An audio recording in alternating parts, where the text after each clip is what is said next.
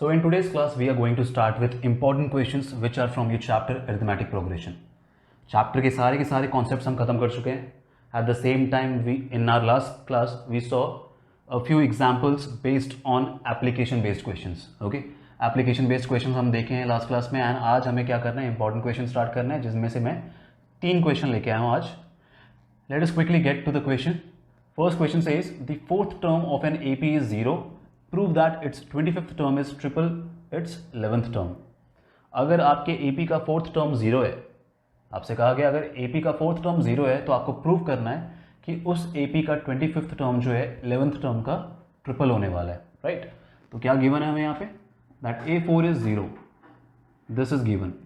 क्या प्रूव करना है हमें, we have to prove that A25 जो 25th टर्म है that is A25 is 3 times its 11th term. So 3 times A11, that is what we have to prove, right? Also जो given hint है हमें वहाँ से पहले लिखते हैं A, हमें फॉर्मूला मालूम है कौन सा यूज़ करना है, AN is A plus n-1D.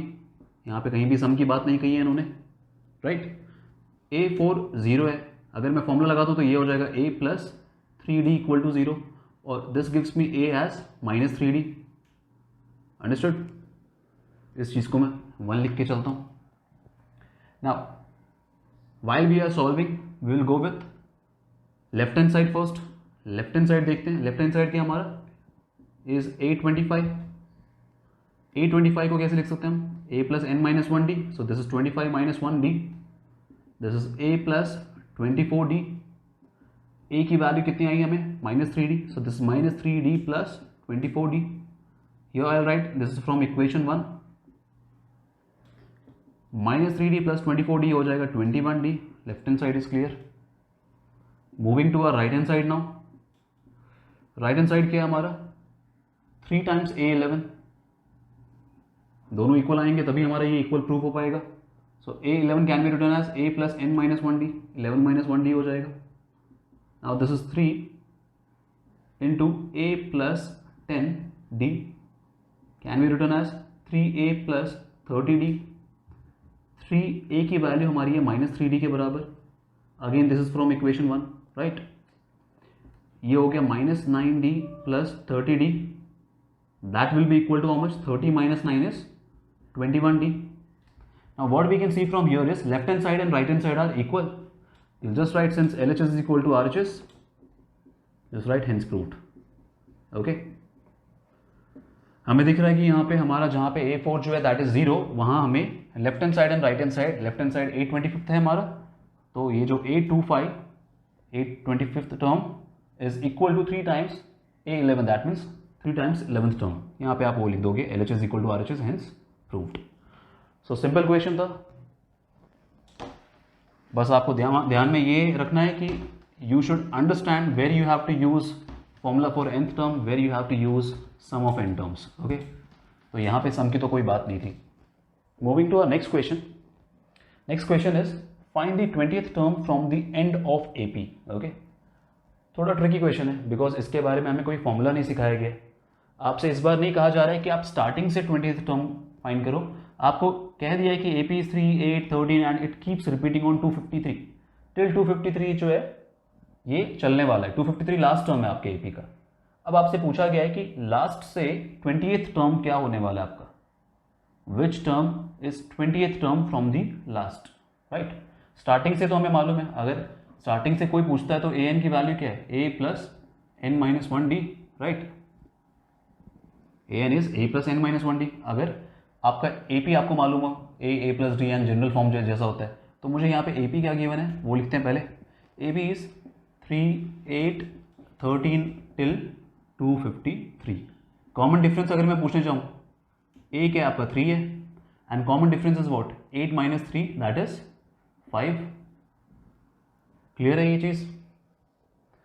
जब भी इस टाइप के क्वेश्चन आपके सामने आएंगे जहां आपको बोला जाए कि पीछे से 20th टर्म या फिर पीछे से nth टर्म फाइंड करो, आप क्या करोगे, reverse the AP. Okay, so I will write now reverse to AP. उल्टा अगर कर दिया जाए AP को तो क्या हो जाएगा, सबसे पहले लिखूंगा मैं लास्ट टर्म 253, फिर चलते जाएगा, उसके बाद आएगा आपका 13, 8 एंड 3. मैंने क्या किया, AP को ही रिवर्स कर दिया है. अब क्या हो जाएगा, जो मुझे पीछे से बोला जा रहा था 20th टर्म फाइंड करने के लिए, अब मुझे वही करना है, आगे से 20th टर्म फाइंड करना। दैट मीन्स ये फॉर्मूला अब मैं क्या कर सकता हूँ, आसानी से यूज़ कर सकता हूँ। क्या क्या चीज़ ध्यान में रखनी है, अब आपका AP का A जो है, जो फर्स्ट टर्म है that is 253 now, and common difference has become negative. Second term में से पहला टर्म माइनस करो, 8 - 13 करेंगे तो -5 आएगा, 3 - 8 करेंगे तो -5 आएगा। AP रिवर्स करने से क्या होता है, आपका डिफरेंस जो है वो उसका साइन चेंज हो जाएगा। ओके, सो अब हम लोगों ने क्या किया, अपने AP को जो है रिवर्स करके लिखा है। Now we have to find A20, right. A20 हो जाएगा हमारे A + n - 1d, that means A + 19 - 1d। सारी चीज़ें हमें मालूम है, दैट इज 253 A की वैल्यू प्लस 19 - 1 हो गया 18। ओके, वेट, 20th टर्म बोला है, सो this is not 19 - 1, this is 20 - 1, my mistake. So 20 - 1 that is 19d, and d की वैल्यू हमें कितनी गिवन है, d की वैल्यू हो गई है -5 हमारे नए AP के हिसाब से। सो दिस इज 253 माइनस, अब इसको मल्टीप्लाई कर लेते हैं, 5 × 9 45, कैरी 4, ये हो गया 95, राइट।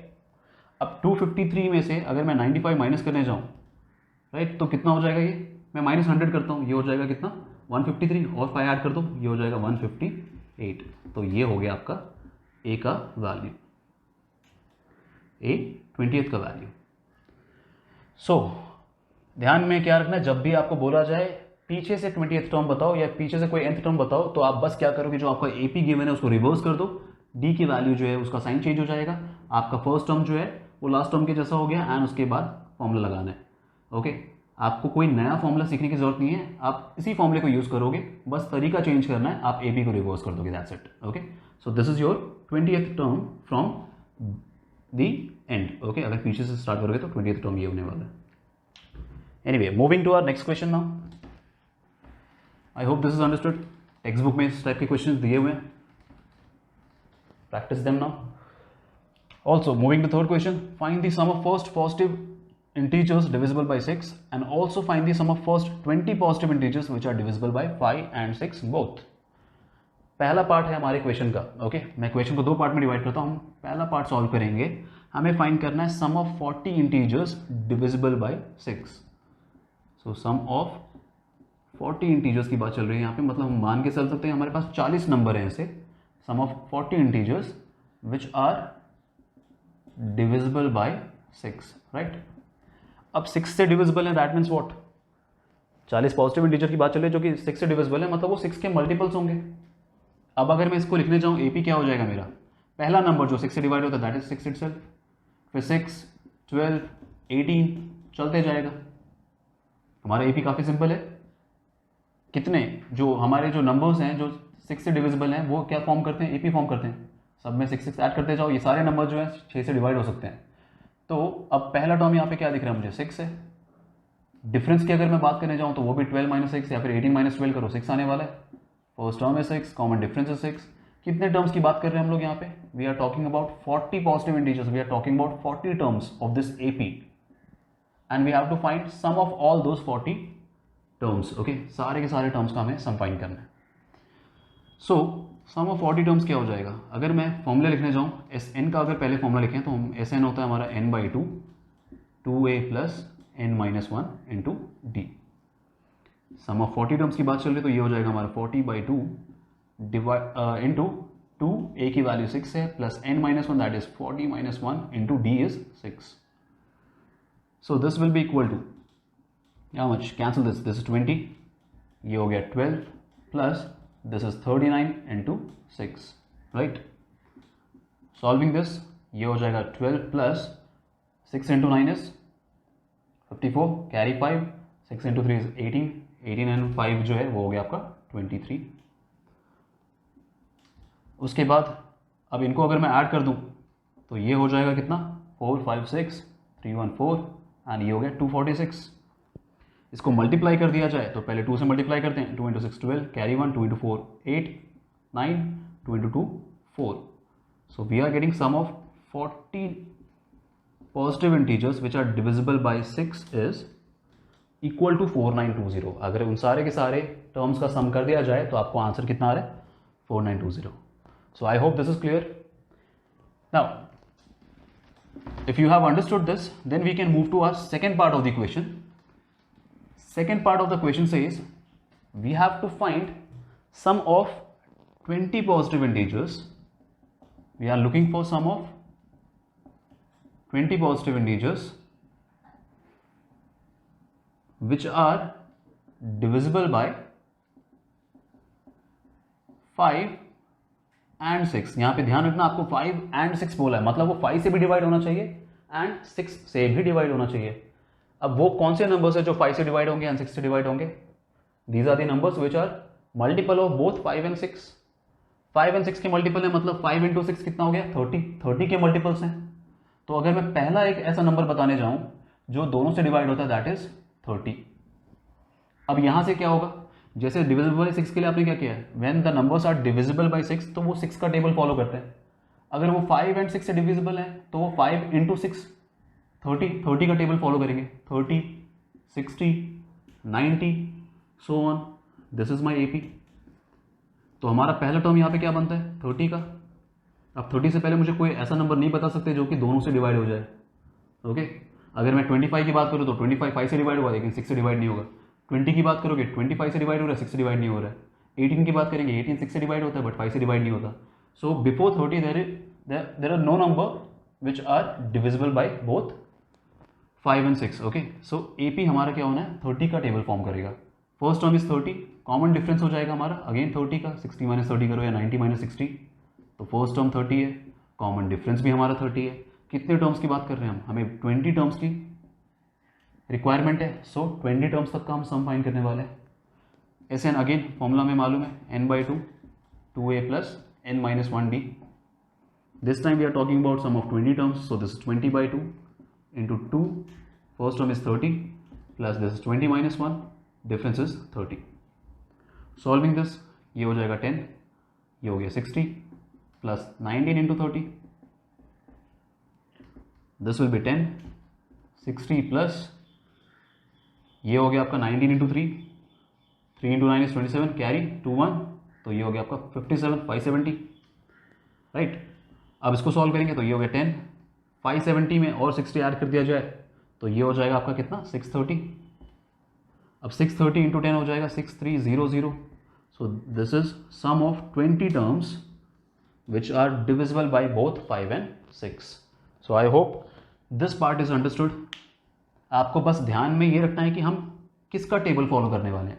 अगर 6 से डिवाइड हो रहा है बस तो 6 का टेबल, 5 एंड 6 से डिवाइड हो रहा है तो आप 5 इंटू 6 का टेबल फॉलो करोगे. ओके तो ये हो गए हमारे आज के 3 इंपॉर्टेंट क्वेश्चंस.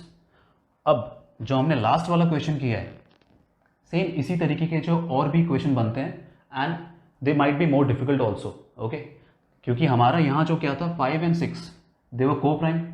5 एंड 6 को प्राइम है तो मैं सीधे 5 इंटू 6 30 का टेबल फॉलो कर रहा हूँ. अगर 5 एंड 6 की जगह और कोई नंबर दे दिया जाए जैसे 2 एंड 4, तो उनमें क्या होता है, there are common factors. Okay 2 and 4 या फिर 2 एंड 20 कर दिया जाए तो इनके बीच में कॉमन फैक्टर्स होते हैं, तो जिसको आपको ध्यान में रख के आपको ये चीज़ कैरी ऑन करना है. ओके सो इस टाइप के अगर और भी कुछ इंपॉर्टेंट क्वेश्चंस होंगे that we will see in coming classes. Okay meanwhile practice all the questions which are relevant for this concept and उसके बाद आने वाले क्लासेस में I will see you with more important questions. Thank you.